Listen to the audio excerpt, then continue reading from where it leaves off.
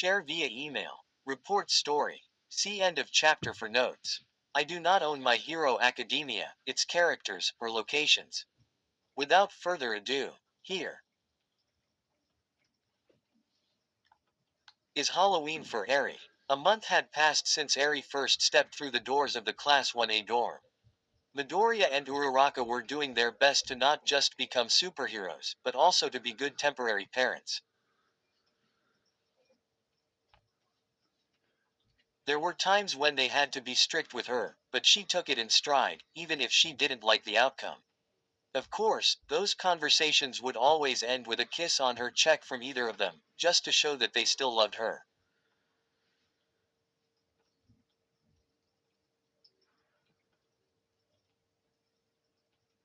The rest of Class 1A did their best to help Eri out with her daily routine. Suyu still took her to and from school. Kirishima made her breakfast every other day while Midoriya and Uraraka alternated on the rest. Momo read a bedtime story to her every night. Iida made sure the students stayed in line in terms of the Eri rules. And after much pleading from Eri and some convincing on Toru's part toward Midoriya and Uraraka, Masharao began to teach her martial arts in order to battle villains when she couldn't use her quirk.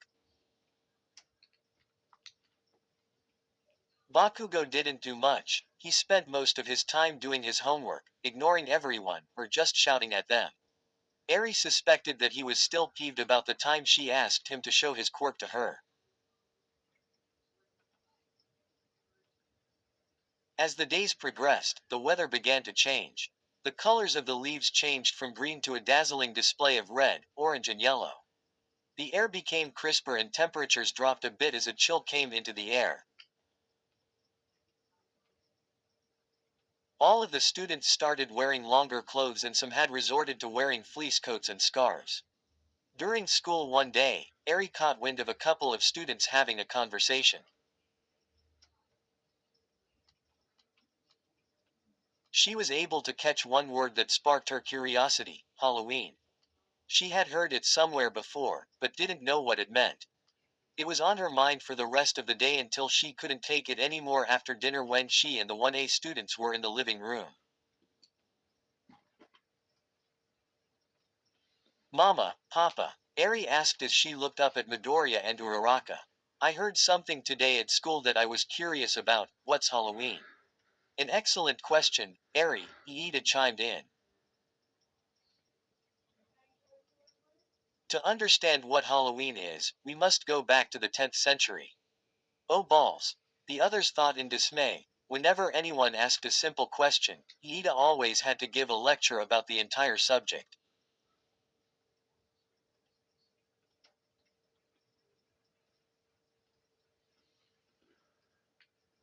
Halloween, or All Hallows Eve, Iida began, can be traced back to 10th century Ireland during the farming festival called Samhain, which occurred between October 31st and November 1st. The holiday was meant to mark the end of harvest season and the beginning of winter. As the crops died, the farmers believed that there was a day when the spirits of the dead could rise up from their graves. During the festival, they would dress in disguise to fool and ward off the spirits in the hopes of protecting their land throughout the upcoming winter. In regular, non-Iida terms, Kirishima chimed in before Iida could continue. Halloween is a celebration on the night of October 31st in which folks dress up in different costumes, walk up to people's doorstep, and say, trick or treat. And if you say it politely, the folks will give you free candy. Candy? Eri asked as her eyes sparkled with delight and her mouth began to water at the thought. Uraraka and Midoriya chuckled a bit at the sight of Eri being on cloud nine. Soon, Eri shook her head and returned herself back to the topic at hand. So what kind of costumes go people wear? Oh, there are all kinds of costumes. Mina said delightfully as she used her fingers to count. There's superheroes, monsters, movie and TV characters. Sexy kittens, Mineta said as his eyes glazed over in perverted thought. Naughty nurses, slutty cops, playboy BU. He stopped immediately as soon as he felt the glares of every other student in the room.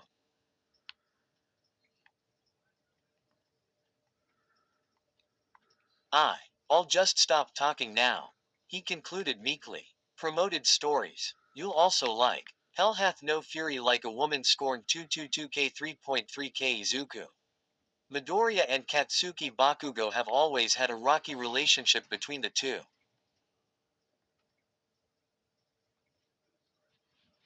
But what happens when Izuku's girlfriend Ochako Uraraka finds out something more? Todo Momo. After the rainfall 195k 4.1k, the storm only continues raging on, rain descending heavily from above, and Momo and Shoto are in the center of it all. Will they be able to find their way into love too? Small Bunny, Big Bounce 336k 8.2k Izuku. Midoriya is the son of single mother and very successful Inko Midoriya. With Inko being a bunny model, Izuku grew up with that girly twist. At the age of 14, Inko Marikai Aizawa and Eri X Girl. Reader Fanfic 143k 4.8k completed. Virtual. An underground pro hero with a quirk similar to that of telepathy but can transmit a whole scenario into someone's mind. Through the years, she's only Quirkless Police complete 75.7k 1.7k. This was my first fanfic. It's shitty, be careful. Izuku Midoriya, quirkless police officer. After his interaction with All Might, he gave up on being a hero. He decide. Unlikely pairing 36.2k 1k2. Heroes with opposite personalities find that they're more similar than they think. Through their history, they discover a love and trust for each other which no one. Future hero Izumina 30.8k 423 characters. Aren't mine? Izumina is the best ship ever. Takes place after the school trip. Also, 1A is already living in dorms. Disclaimer: the story is not same as in M. Anyway, Momo said as she turned her gaze from the class pervert to Eri, you can be whatever you want to be for Halloween, as long as it's not one of Minetta's suggestions. Eri began to ponder a bit as to what she wanted to be for Halloween. On one hand, it would be cool to dress up as a superhero. But she saw caped crime fighters every day. She could be a movie or TV character, but she didn't watch a lot of those forms of media. Most of her days were spent playing games with the either Midoriya, Uraraka, or any of the other students. As she continued to ponder, her eyes soon fell on a book that was in Momo's hands. Momo's eyes glanced down at what Eri was looking at and handed her the book with a smile. As Eri flipped through the book, she noticed that some of pages included pictures of people in medieval clothes doing poses. She continued to flip through until Mama, Papa, Eri exclaimed when she stopped on a page in the book. This is what I want to be for Halloween. Midoriya and Uraraka leaned in and saw a picture of a princess in a purple dress with a tiara on her head waving to a sea of loyal and loving subjects. That looks good, Eri. Uraraka said as she looked through the book herself. Say, she addressed to the rest of Class 1A, how about all of us wear costumes that are based within this book? Most of the students nodded in agreement. It would be cool to do a themed costume set as a group. If everyone can decide which costume they want, Momo said, I make the costumes and that way, we can save time and mon.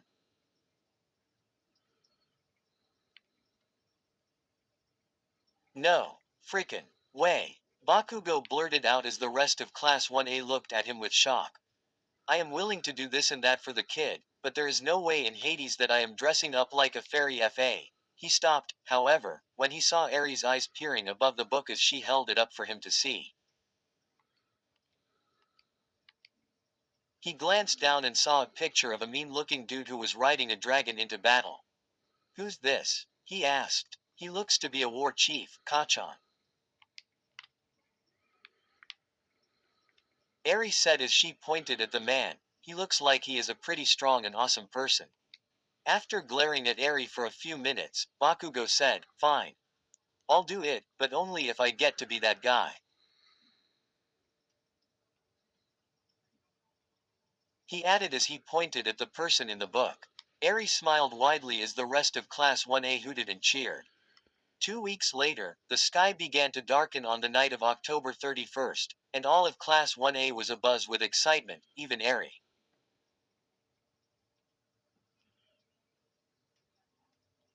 After get the costume requests from her classmates, Momo was able to use her quirk to create costumes for them all. After much deliberation amongst themselves, it was decided that Eri would go trick-or-treating with Midoriya, Uraraka, Tokiyami, and Tsuyu. Even Satsuki was invited to join Eri on her excursion. It was around 6 o'clock at night when Uraraka was fitting Eri into her princess costume. The gown was purple with sparkles all around and puffs on the shoulders. For footwear, Eri was wearing purple shoes with a shine. Uraraka had to give Momo some credit. The design and detail of the dress was flawless. As soon as the dress was complete, Uraraka placed a little tiara on top of Eri's head. She then pivoted the mirror so that Eri could get a look at herself. She chuckled a bit at the look of awe on Eri's face when she looked at her reflection. Now that your dress is all done, Uraraka said as she put the mirror in its original spot, it's time I got into my costume. After a few minutes, Uraraka checked herself in the mirror. She wore calf-length boots, brown leggings, a tan gown with a belt around her waist and tiny straps for her wrists, and a small maroon shawl that had a hole for her head to stick out and was attached to a pointy, maroon wizard's hat. In her right hand, she held a large wooden staff with a red jewel in the center. Wow mama, Eri said as she looked at Uraraka in awe and wonder. You look so pretty.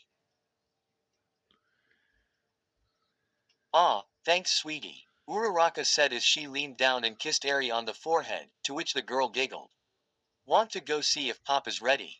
At this, Eri nodded her head vigorously. Using her free hand, Uraraka scooped up Eri and exited her room. As she walked down the hallway, two doors opened up to reveal Kirishima and Mina come from their respective rooms.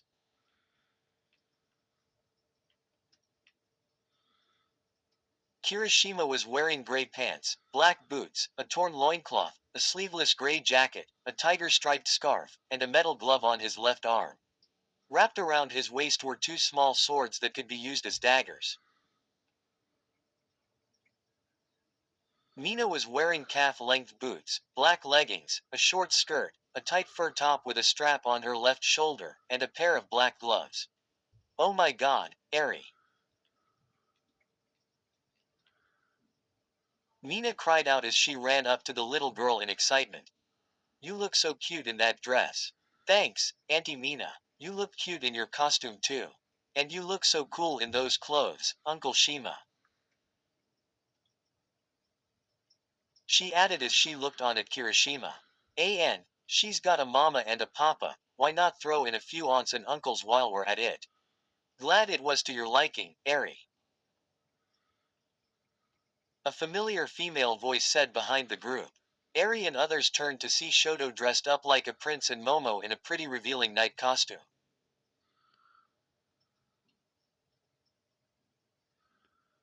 It sure was. Eri responded with a smile. Thanks, Auntie Momo. Momo responded in kind with a smile, though she was fangirling inside. If you morons are done talking, Kacchan said as he too walked out of his dorm room, we can get this over with and I can ditch you losers.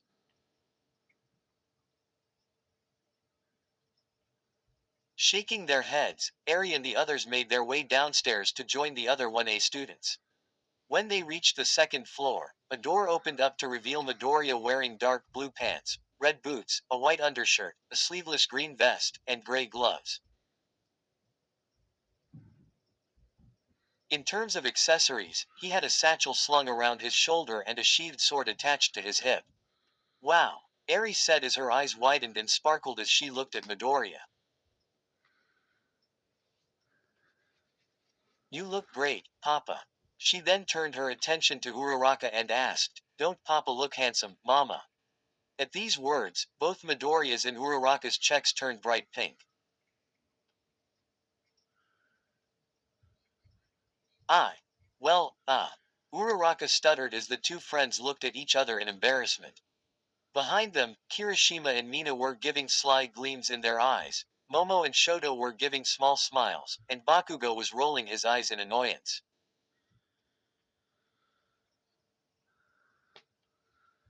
You look nice, Deku. Uraraka blurted out loud. Why you T2? Midoriya yelled out. Let's get going. And with that, both students bolted downstairs with a confused Eri still clinging to Uraraka. The others, however, had mixed reactions. Bakugo grumbled something like, fucking morons, Momo and Shoto gave exhausted sighs, and Kirishima was trying to calm down an agitated Mina.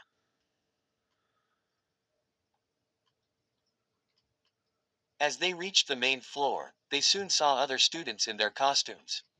Iida was dressed up as a knight, Tsuyu was a barmaid, Tokiyami had a black cloak on that covered every part of his body except for his head, and Toru, of course, was only wearing gloves. As soon as Eri came into view, everyone gathered around her. They oohed and awed about how pretty she looked in her dress. Eri would of course respond in kind with a smile and a giggle. Hey Eri. A small, familiar voice called out to Eri and she turned to see Satsuki running up to her. That's a cool dress you have on, she stated as she looked on at her friend. Thanks, Satsuki. Eri replied, your costume looks cool too. Satsuki was wearing a dress similar to her sister's. Yeah, I figured it would be cool for both Big Sis and me to wear the same costume.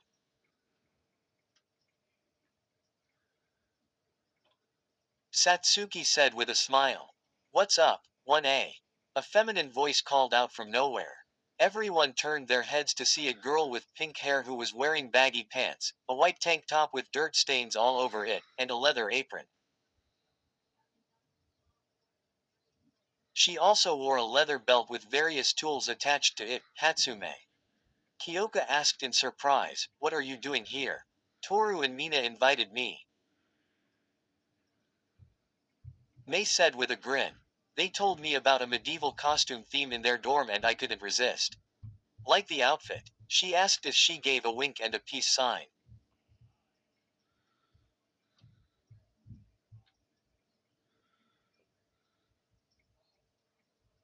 I'm meant to be a blacksmith. Her eyes soon shot to Midoriya and they sparkled at the sight before them. Holy cow, Midoriya, she said as she ran and got up close to him, that's a wicked costume you've got there. If you ever get the chance to come to the workshop, I can make a few more of my babies to add as accessories for, oomph. She said as she felt two small hands push her away from Midoriya. What the heck? She soon asked as her eyes looked down at Eri, whose arms were stretched in a protective motion and who had a pout on her face as she looked up at Mei. No, Eri said in a serious tone of voice. Papa belongs to Mama. Eri. Uraraka said in shock as her face turned red from embarrassment. She raced over and picked up Eri as she rubbed the back of her head.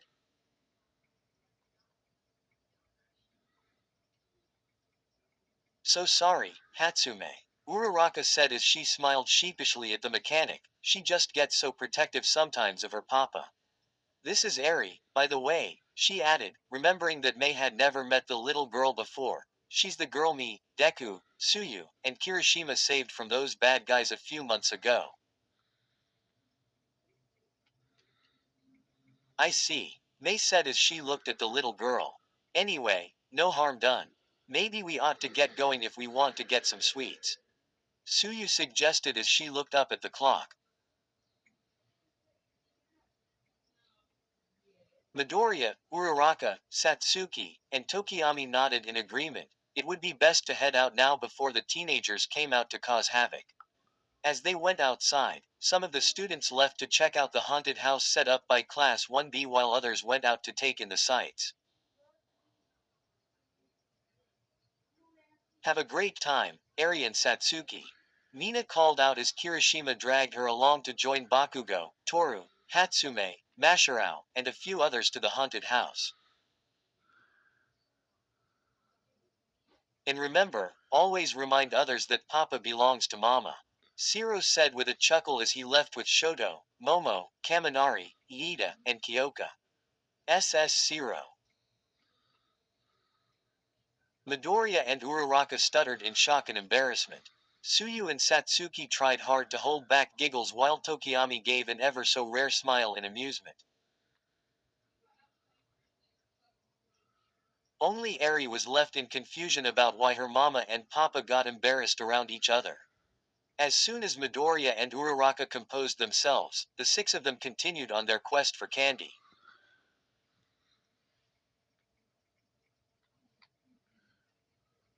Soon they reached their first house. The place was decked out with cobwebs, glow-in-the-dark skeletons, and giant Halloween blow-ups. Now remember, Eri, Uraraka said, you walk up to the front door, ring the doorbell, and when the person opens the door, you say, trick or treat. And they'll give you free candy. Now go ahead, sweetie. Eri smiled confidently and took a few steps before she stopped abruptly. As she looked up at the looming house with its various creepy and scary ornaments, she realized that she was both nervous and terrified at the same time. In addition, the eeriness and darkness of the night caused the house's features to darken, thus heightening her fears. As Eri looked on in fear, Midoriya and Uraraka began to look at each other with worry.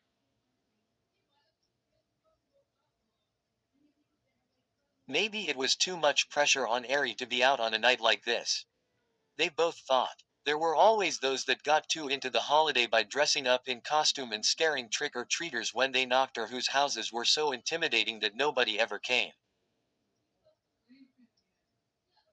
Not to mention the fact that the darkness was always something that Eri was scared of, considering her previous living arrangements. Maybe we should take her ba. Come on, Eri. Satsuki said, snapping Eri, Midoriya, and Uraraka out of their thoughts as she took Eri's hand and smiled. We can do it together, you know you want that free candy. She added with a small smirk. Oh okay, Eri said.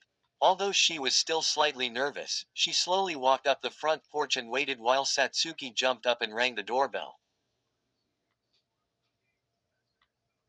After a few seconds, the door opened to reveal a woman in her late 60s looking down on them with a smile. Trick or treat, Satsuki said with a smile as she lifted her bucket.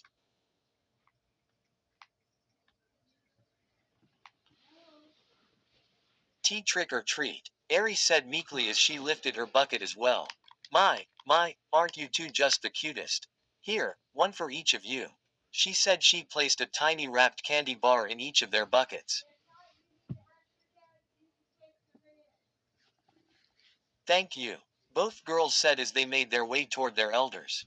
It was on her way towards Midoriya and Uraraka that Eri's face lightened up with excitement and ran towards her parents, until she was scooped up in Midoriya's arms.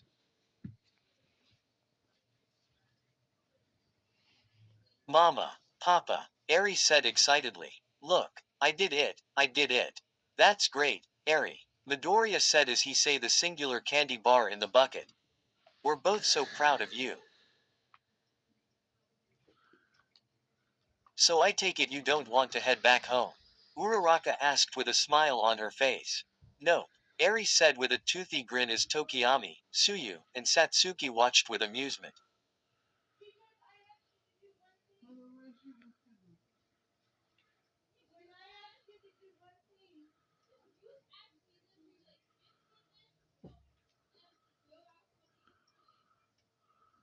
Well then, Midoriya said as he placed Eri on his shoulders, where to next, Princess Eri?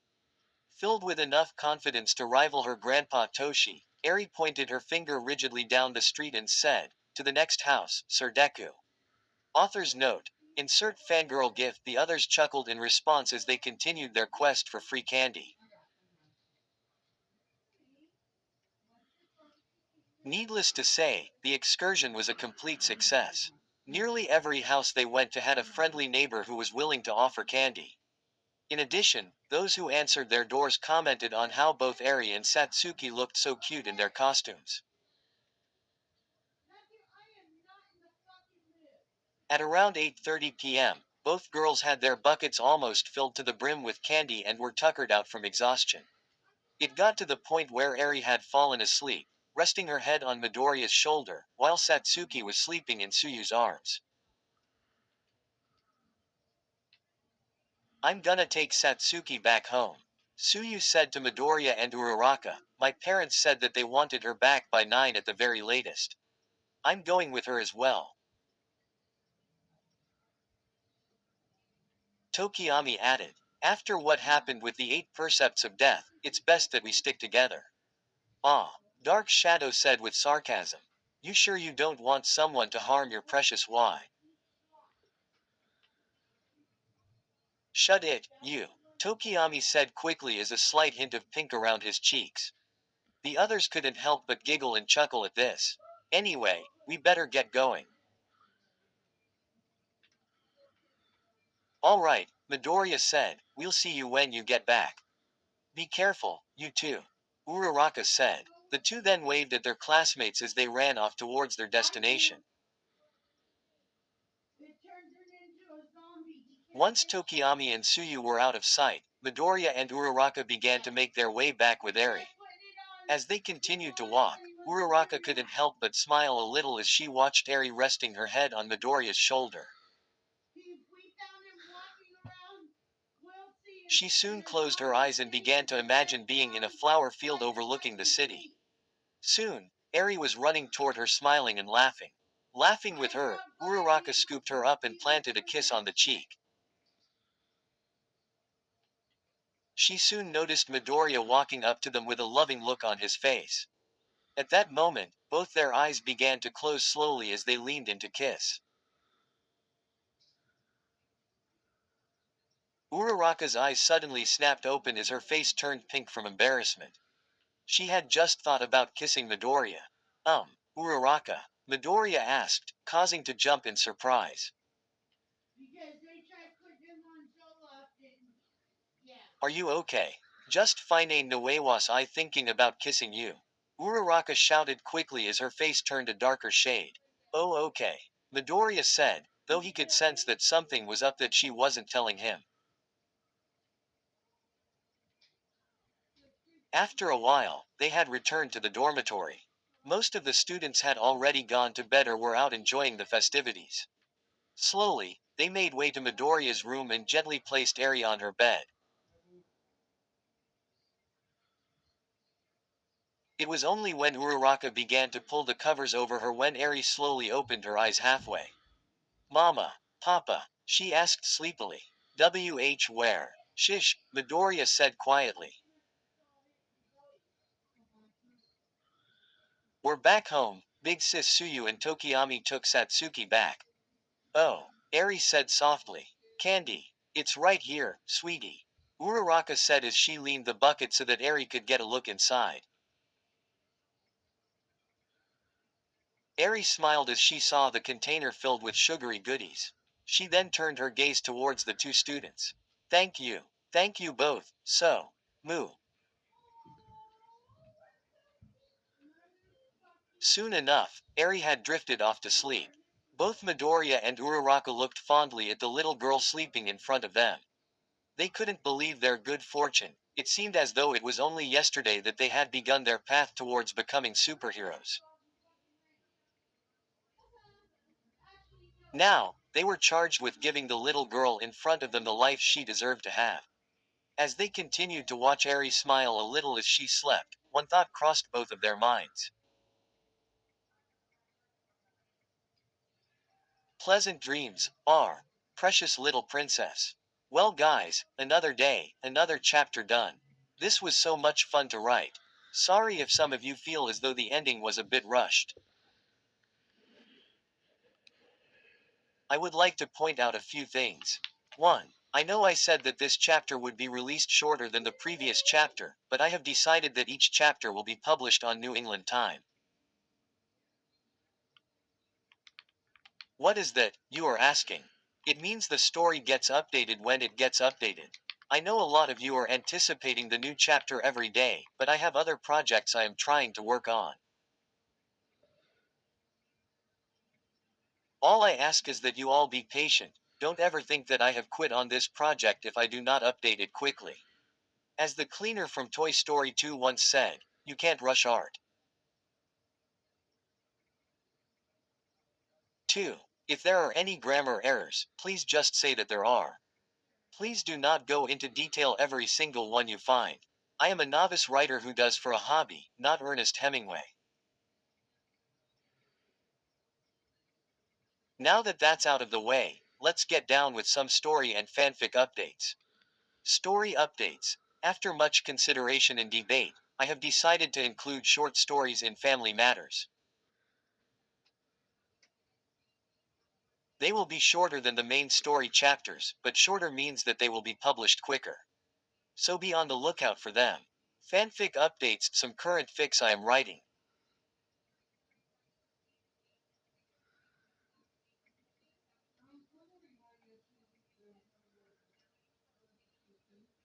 Black Butler. Ciel's doll. Oh, in which doll is spared and she joins Ciel on his missions. Eventual Ciel X doll. Almost done with first chapter American Idiot. An Ed, and Eddie story in which the three boys are in their high school years and the school has decided to hold a production of American Idiot, the musical.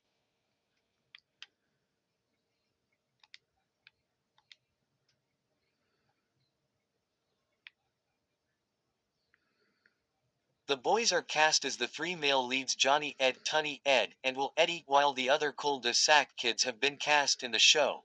Like Marie as what's-her-name, May is the extraordinary girl, Lee is Heather, all of whom still flirt with the Eds but have toned it down slightly. Kevin, captain of the football team and, along with the other kids, is nicer to the Eds as America's favorite son. Jimmy, who is openly gay and is trying to get into a major performing arts college, is Saint Jimmy. Johnny 2x4, who has grown up from having Plank, is the rock'n'roll boyfriend. Naz, who is now head cheerleader and dating Kevin, is Heather's best friend. Ensemble, and Sarah, Rolf, and OC's is Ensemble.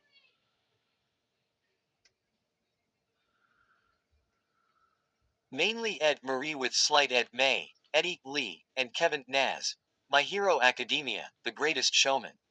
Set in an alternate universe, Izuku Midoriya decides to create a show that features some of the world's oddities in order to create a good life for his wife Ochako Uraraka and his two daughters Eri and Aoi. Here is the big question. Who should play Philip Carlyle, Zac Efron, and Ann Wheeler, Zendaya? Here are my three possible pairings. Iida x May. Iida comes from a prestigious family who would look down on someone like May. May is someone who wants to be with Iida but knows that that isn't possible within their society. Kirishima x Ishido. I love the idea of them doing, Rewrite the Stars, and being so close together during that song. Shoto x Momo. I did think about this, but both come from prestigious families. Guess what? You get to decide. I will set up a poll and you get to vote on which of the three should be Philip and Anne.